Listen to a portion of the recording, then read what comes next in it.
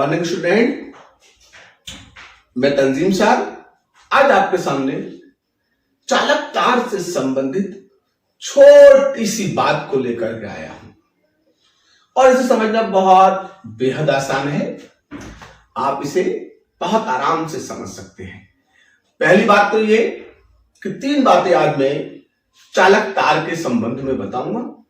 उन 3 बातों को समझना बहुत आसान है।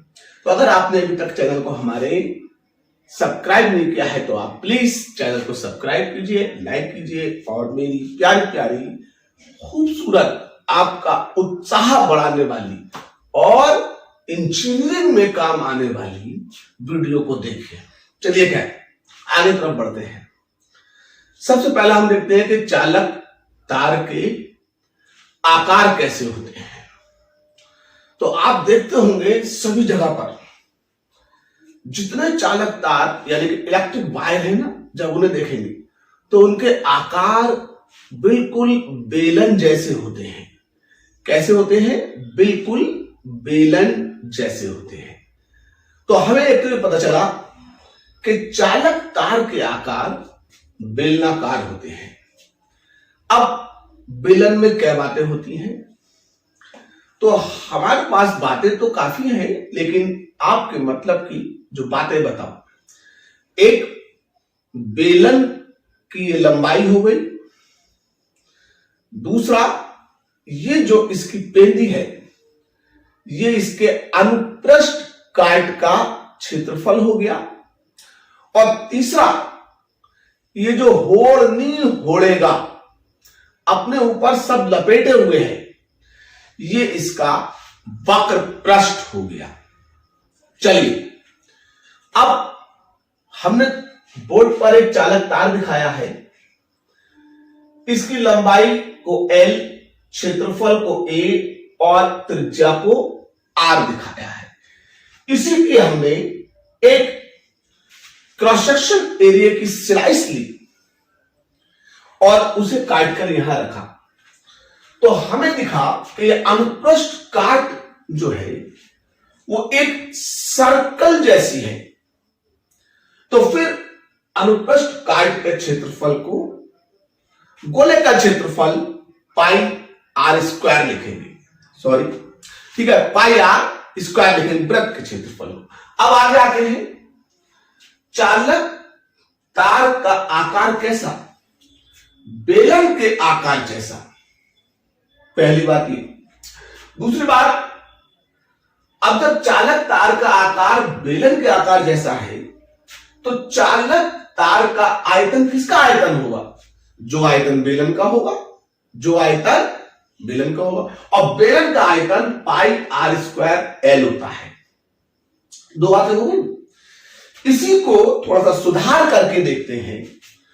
तो चालक तार का आयतन पाई आर स्क्वायर क्षेत्रफल है, तो उसकी जगह पर ए लिख दिया क्षेत्रफल, और एल उसकी क्या है?